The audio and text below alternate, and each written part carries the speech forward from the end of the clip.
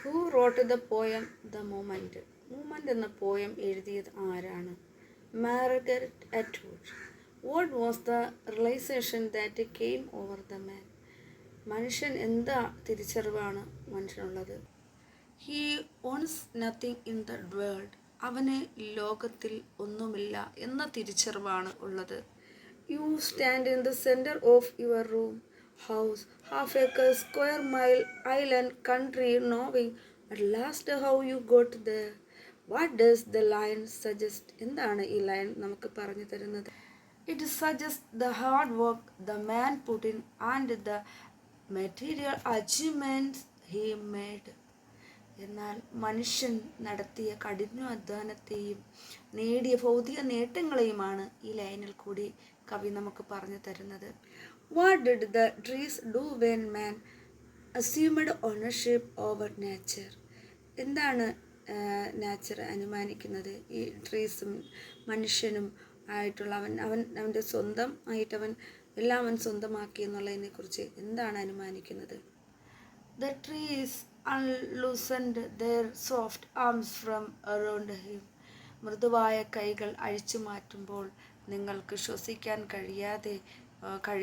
കഴിയാത്ത നിമിഷം ഉണ്ടാകും എന്നാണ് ഇതിൽ കൂടി പറയുന്നത്.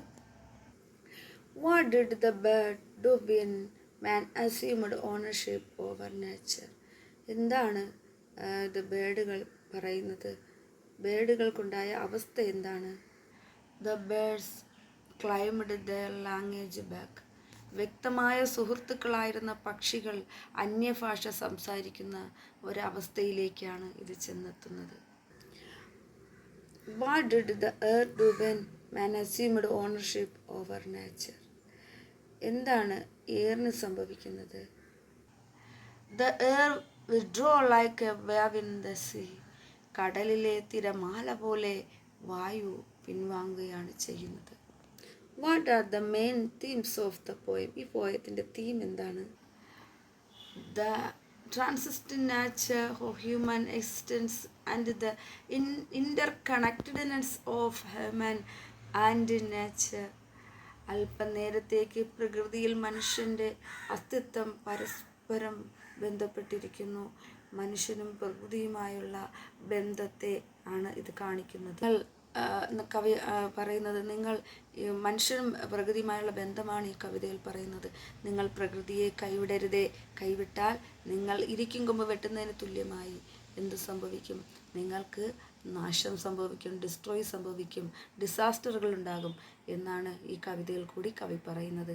അതുകൊണ്ട് നിങ്ങൾ പ്രകൃതിയെ സ്നേഹിക്കൂ, അതിനോട് വിനയം കാണിക്കൂ, അതിനെ റെസ്പെക്റ്റ് ചെയ്യൂ, നിങ്ങൾ അതിനെ ബഹുമാനിക്കൂ, അതിനെല്ലാം കൺസർവ് ചെയ്യൂ, പ്രിസർവ് ചെയ്യൂ, നമ്മൾ സംരക്ഷിക്കൂ എന്നാണ് കവി ഈ പോയത്തിൽ കൂടി നമുക്ക് പറഞ്ഞു തരുന്ന themes. How does the poem emphasise the enduring presence of nature? പ്രകൃതിയുടെ ശാശ്വത സാന്നിധ്യം എങ്ങനെയാണ് നമുക്ക് ഊന്നി പറയാൻ പറ്റുന്നത്? By juxtaposing in it with the transient nature of human existence. മനുഷ്യ അസ്തിത്വത്തിൻ്റെ ക്ഷണികമായ